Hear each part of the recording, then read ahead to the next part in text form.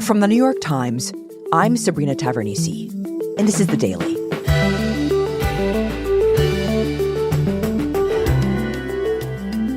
El Salvador has experienced a remarkable transformation.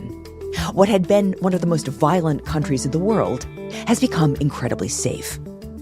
Today, my colleague Natalie Kitroeff on the cost of that transformation to the people of El Salvador and the man at the center of it, President Nayib Bukele, who claimed victory in an election on Sunday.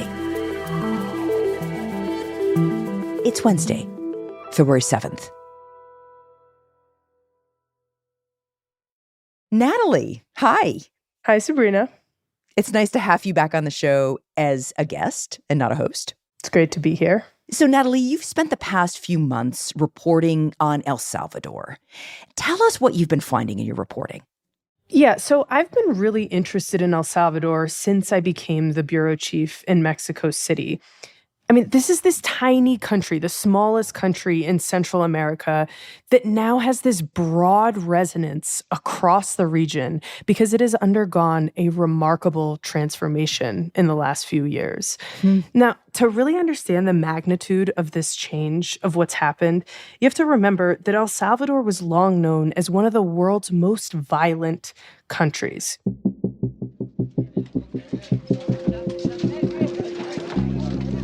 Government troops in El Salvador. Nowhere in the world today is there a fiercer, bloodier battle for control of a nation. This is violence that traces itself back to this bloody civil war that the country fought. It ended in 1992. It sent hundreds of thousands of Salvadorans fleeing to the United States, where they developed these street gangs. In El Salvador, they fight against each other. But in Los Angeles, they stand side by side on street corners, hoping to find a day's work. You know, the MS-13 gang, the 18th Street gang. This government video shows some of the arrestees getting on a plane, being deported. And when the U.S. started deporting Salvadorans back home, in this case, back to El Salvador, and leaving the plane free of handcuffs and leg chains. They brought the gangs with them, and they grew them. These gangs, they started to dominate vast swaths of the country, and they really divided the country up into their own fiefs, and they ruled over their turf with extreme violence. I mean, the level of brutality that people were subjected to was just remarkable. The Central American nation of El Salvador has seen a terrifying surge in violence this year. And they kind of created these invisible borders across the country. I mean, if you lived in a neighborhood controlled by one gang, you could not cross into a neighborhood controlled by the rival gang, even if you had no gang affiliation, because doing so could get you killed. Wow. And people I talked to in El Salvador said they couldn't go to the police. The police were seen as untrustworthy, in some cases corrupt. If you went to the police, people told me, the police would point you out to the gang, and that could get you killed. So for many Salvadorans, they really felt they had absolutely no recourse.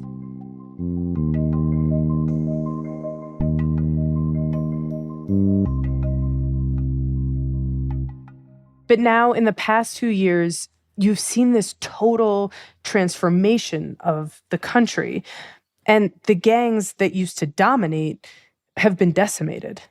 So it's open warfare among the gangs, and this is misery for the population of El Salvador. And now you're seeing this remarkable transformation, as you just told me. How did we get here from there? Well, a lot of it comes down to this one guy, Nayib Bukele.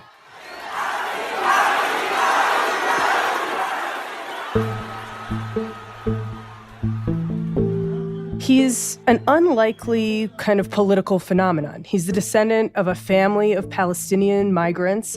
He grew up in an upper-middle-class neighborhood. He was educated at an elite bilingual school. He started out as a publicist on political campaigns and really gets his start. Soy Nayib Bukele, candidato a la alcaldía de Nuevo Cuscatlán. At the age of 30, when he becomes mayor of a small town. But his rise is meteoric. Pero el nuevo alcalde de San Salvador, Nayib Bukele, cree que sí se le puede ganar. He soon becomes mayor of the capital, San Salvador. He's this, backwards hat wearing digital guy. I mean, he understands social media. He understands marketing. He is able to sell himself super effectively. And in 2018, he decides to run for president. And he really bills himself as this change candidate. La política en el país está diseñada de una manera corrupta. He is going to break with the corrupt politics of the past. Bukele capitalized on disenchantment with the country's two main parties, which have been in power for nearly 3 decades. And one of his key promises is he's going to address the crime problem. Ganamos en primera vuelta e hicimos historia. And in 2019, he's elected by a pretty significant margin. So what does he do once he gets into office?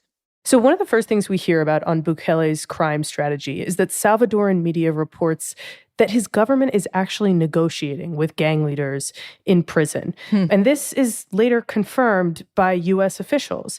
They say that Bukele's administration negotiated with gang leaders in prison for a reduction in homicides in exchange for prison benefits and other financial incentives.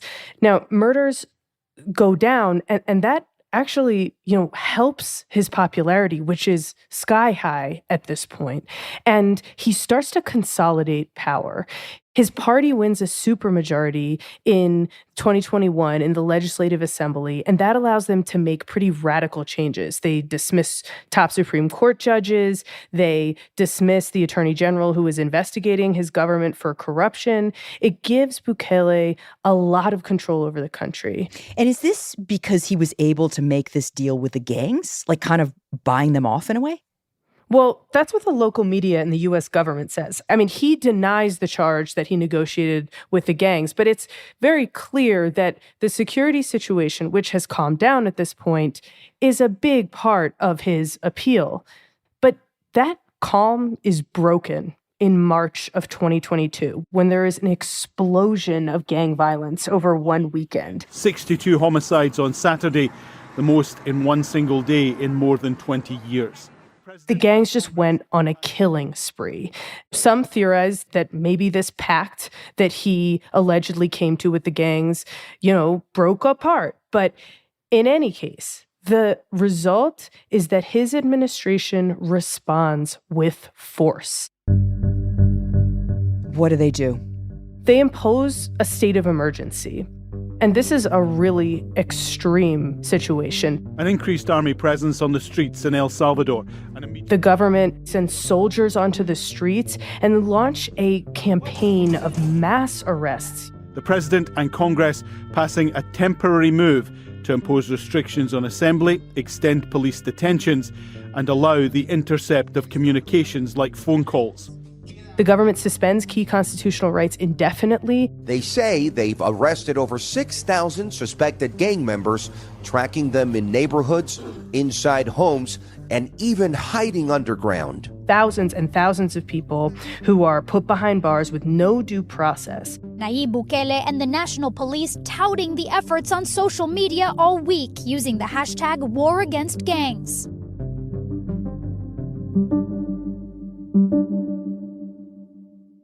And as you can imagine, this really quickly transforms El Salvador. It transforms El Salvador into what sounds like a police state. What did that feel like for people in El Salvador? So I've gone to El Salvador several times over the last 2 years to try to understand that question, Sabrina. And in my most recent trip in January, I met this family that really encapsulates the complexity baked into how people feel about this. Permiso. Hola. I met them at their home, this modest house, 3 rooms, just outside of San Salvador.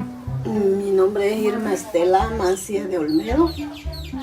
Tengo 56 años. And sat down there with Irma, who's 56, Mario, and her husband Mario, and they have 2 sons. ¿Es usted de aquí, de esta colonia? Sí, de aquí. Pero en esta área de Soyapango, nací en San Salvador. Okay. Irma has lived in El Salvador her whole life. She makes and sells corn tortillas for a living. And she really lived through the worst of this country's violence. Que si usted no era de aquella colonia, no podía entrar. She says the community where she lived, which was gang-controlled, was just a nightmare. Había una hora que mejor se cerraba uno ya. ¿Por qué? Porque ellos hasta podrían entrar en tu casa. Sí. She says gang members would, enter her home without asking for permission when they were hiding. Ay, corrían en los techos. They would run on top of the roofs. She showed me her room, which is next to the window. She said she was afraid that bullets would come in. No sé de qué salió, porque yo iba a la Guayacán. Mi mamá vive en la Guayacán. But even with all of that, what weighed on her the most is that she said it was too dangerous for her to go visit her mom, because her mom lived in a neighborhood controlled by a rival gang. And so when Bukele enters the scene... ¿Ustedes votaron por el presidente en el 2019? Sí. She says she has a lot of hope. She voted for him. Dijo del régimen, se sacaron toda la seguridad. And when the state of emergency gets announced, she said she noticed her community just radically change. Usted puede ir, como le revuelvo y le repito, usted va al centro. Sí, eso está bonito, eso está. And things got better really quickly. But then a month later, this war on the gangs really comes to her doorstep.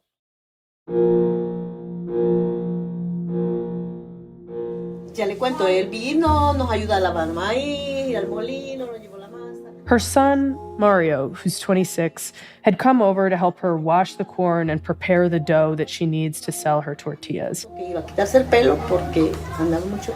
And he tells her that he's going to go get a haircut because he's looking kind of shaggy and he has work the next day. And a few hours later, her husband gets a call from Mario saying that he's been arrested. And so her husband rushes to the scene. He asks the police for answers. He begs for answers. Why is my son being taken away? What is going on? The police brush him off, and then they directly tell him, look, stop asking questions or else we're going to detain you too. And was there a chance he was in fact a gang member? Pero ustedes me están diciendo que él no tenía nada que ver con esa gente. No. Well, Irma's adamant that no, he's not involved with the gangs. Es su credencial, ¿verdad? De trabajo. She showed me documents showing that he worked at a call center, that he had no criminal record. But at the time, remember, these were mass arrests and there was no due process. This is the other prong of Bukele's security strategy, which is that there is a suspension of constitutional rights. Human rights groups say that there were thousands of people who were not gang members who were still thrown behind bars.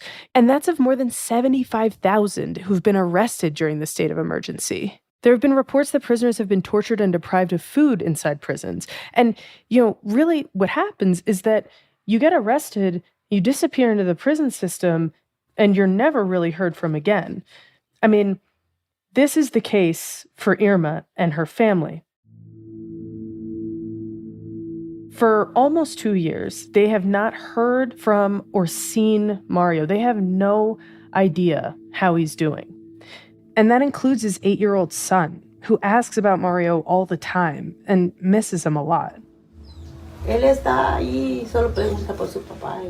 It's been a huge wound for the family.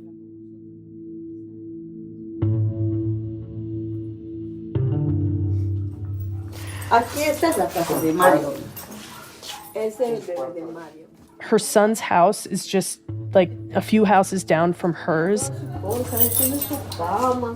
And we went there and looked at it, and it's like this time capsule. They've barely touched it since he was taken away.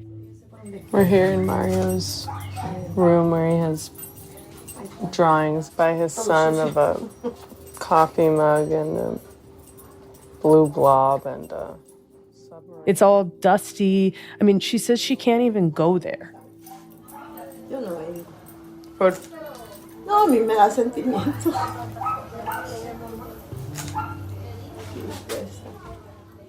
And while we were there, she just broke down.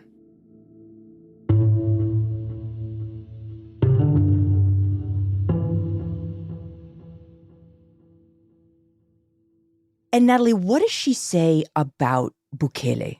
I mean, she voted for him, right?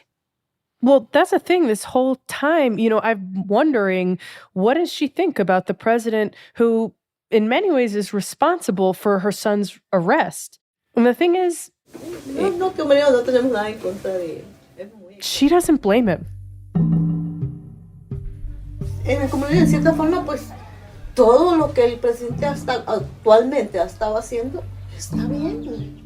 In fact, she says she supports everything the president does.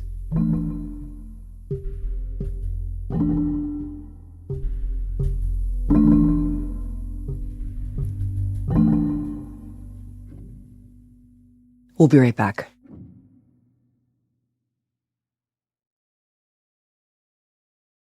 So, Natalie, help me understand this here.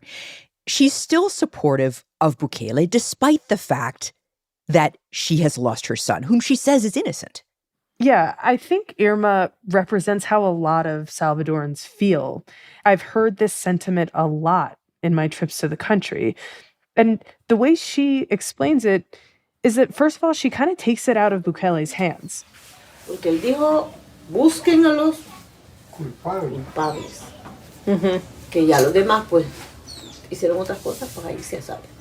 She says, look, what Bukele said was to go after guilty people. He wasn't the one actually making the arrests, There were other people on the ground doing this. And if mistakes were made by them, well, those were mistakes that they made, not Bukele. It's not his fault. It kind of reminds me, Natalie, of Russia and the way Russians see Putin, that he's floating above it all. He knows best. It's just his kind of corrupt minions who are bungling the job when they carry it out.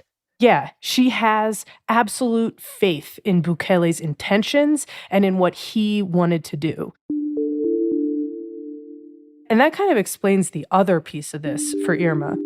Como le repito, somos cristianos, hijos del Dios Altísimo. She's a very religious person. And she sees all of this as part of God's plan for her. I mean, she sees herself as suffering the consequences of a broader direction for the country that is overall good. Que estoy de acuerdo en lo que hace, aunque hayan daños colaterales, como él dice, ¿verdad? Sí, porque como le digo, usted no podía ir a una colonia. I mean, she basically refers to herself as collateral damage to this bigger kind of change in the country. And that change is one she really supports. And so this thing that happened with her son is causing her a lot of pain, but it doesn't make her question the bigger purpose of it all. Pues nuevamente, muchísimas gracias. Y lo siento mucho todo lo que están sufriendo. Gracias y pues espero les sirva la poca información. Nos ha ayudado muchísimo. Wow, that is extraordinary. I mean, she's choosing her community above herself. And it's probably also a measure of the sheer desperation that Salvadorans had to escape lawless violence, right? That state of being that was so painful for them for so many years. Absolutely. This is a population that was living under extreme violence for years and years and years. And to now have that removed from the picture, I mean, for many people, that's worth the price of unjust arrests or of having the military on the streets. And when you look at what Bukele has done, it really goes way beyond the state of emergency. His party replaced Supreme Court judges who then reinterpreted the country's constitution to allow him to run for re-election. Legal scholars say this is explicitly banned in the Constitution, but he did it anyway. And so people inside the country and outside are looking at what Bukele's doing and saying this is chipping away at the foundations of democracy. They're wondering, how democratic is the country anymore? But when you ask people who lived in communities that were really kind of war zones in the past, they sound a lot like Irma. And what was Bukele's response to the accusations that he might be tugging the country away from democracy, that the system of democracy in El Salvador was in danger under him? Well, right after I talked to Irma, Buenos días, vicepresidente. Qué gusto verle de nuevo. I went to the residence of the vice president, Felix Ulloa. He's a 72-year-old politician. He's someone who's been in this world for a long time, and I wanted to ask him about these criticisms. And we sat down, and the first thing we talked about were cases like Irma's. Alguna vez usted me comentó que los inocentes, how the government justifies sweeping up so many people that are not gang members. Es lo que decimos, en una guerra siempre hay daño colateral. Nosotros estamos en guerra. What he said was, we're in a war, and in a war, there's collateral damage. Aquí a nosotros no nos ayuda a ayudar nadie, lo estamos haciendo con nuestro propio esfuerzo. There is a margin of error. So he's acknowledging that mistakes have been made, essentially, but saying this is the price of something that is changing the country. No lo veo como una posibilidad de que salgan libres en su momento cuando se demuestre inocencia, pero el gobierno. And he's saying, look, the innocent people will eventually be released. The government has released 7,000 people from jails, but human rights groups say thousands more remain behind bars and are not gang members. And when I asked him about the charge that his government was undermining democracy, he told me something pretty remarkable. Esa es la democracia que teníamos. What he said was, what democracy? Huh. O sea, cuando dice, están desmontando las instituciones democráticas. ¿Cuáles? What democracy did we have in this country that left us with tens of thousands of dead, that just served to benefit corrupt politicians? That's the democracy you're so concerned about? Mi respuesta a esta gente que dicen, se está desmantelando la democracia. He said, to the people that say that we are dismantling democracy, mi respuesta es sí. I say yes. No la estamos desmantelando, la estamos eliminando, la estamos sustituyendo por algo nuevo, porque eso era podrido, eso era corrupto. We're not dismantling it, he said. We are eliminating it. He said the system that existed before was rotten, corrupt, and bloody. Félix Ulloa ha dicho que están sustituyendo la democracia por algo nuevo. ¿Podría decirme qué es ese algo nuevo?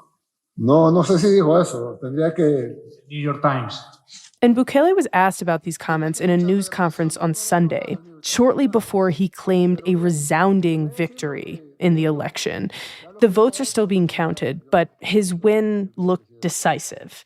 And he said, Nosotros no estamos sustituyendo la democracia, porque El Salvador jamás tuvo democracia. We're not eliminating democracy because El Salvador has never had democracy. Esta es la primera vez en la historia que El Salvador tiene democracia. He said this is the first time the country has ever had democracy. Okay, which is not actually true because obviously they've had elections. So what's he talking about? Like, what does he mean there?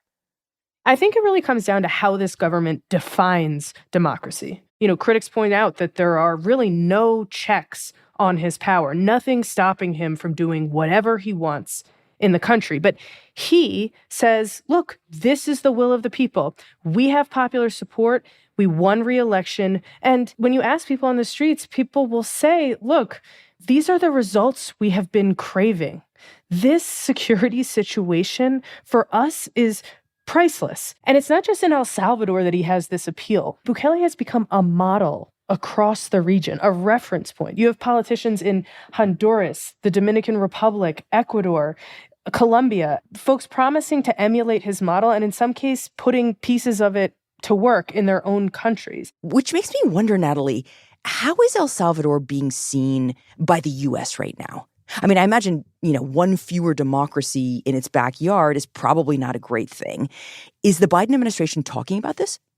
I mean, in the beginning of Bukele's term, the Biden administration was very vocal, pushing back on some of what were seen as attacks on democracy. But over the last year or so, not so much. Part of the issue here is that the security situation, analysts say, has contributed to a real drop in illegal migration from El Salvador, which is something that the Biden administration cares about a lot, right? You have fewer Salvadorans going to the U.S. border. That's a factor. And I think there's a broader understanding that, look, people are voting for this. So what is it going to look like if we start criticizing it from the outside?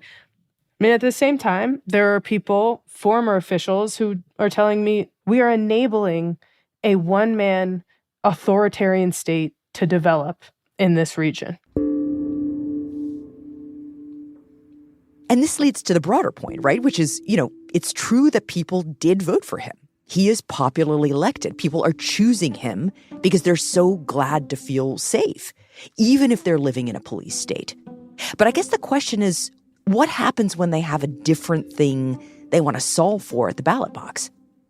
Well, yeah. I mean, that's a really big question, Sabrina, and I don't think anybody knows the answer. But the fear, especially among critics of Bukele, is that by the time that people become satisfied with safety and then maybe have some dissatisfactions with other things, what happens when people start to get frustrated with the lack of job opportunities? Or maybe they grow tired of a situation in which all these people are being arrested, or maybe they grow tired of the military being on the streets. The fear is, by that point, there won't be any avenues for real dissent. How will people really be able to exercise their opposition to a government that maybe they're not so happy with? Right. It'll be too late. That's the fear. Natalie, thank you. Thanks, Sabrina.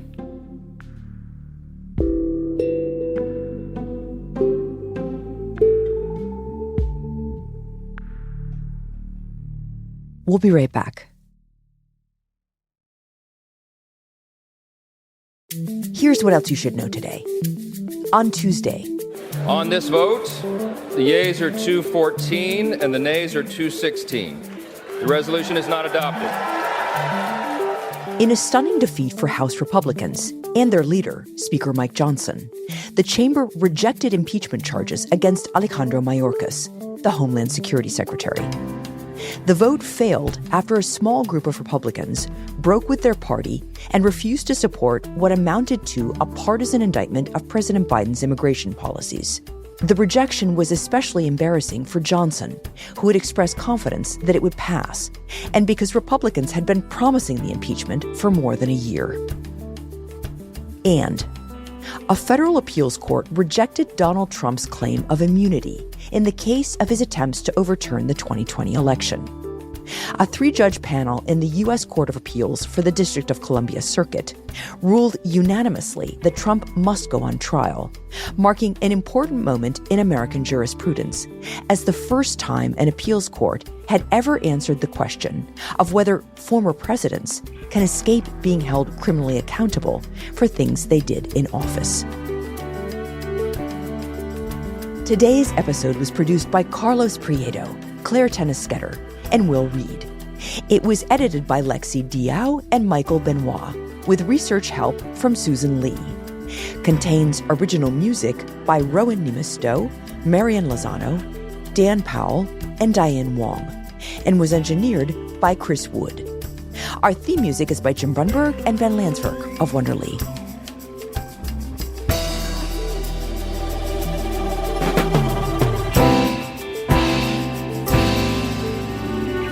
That's it for The Daily. I'm Sabrina Tavernisi. See you tomorrow.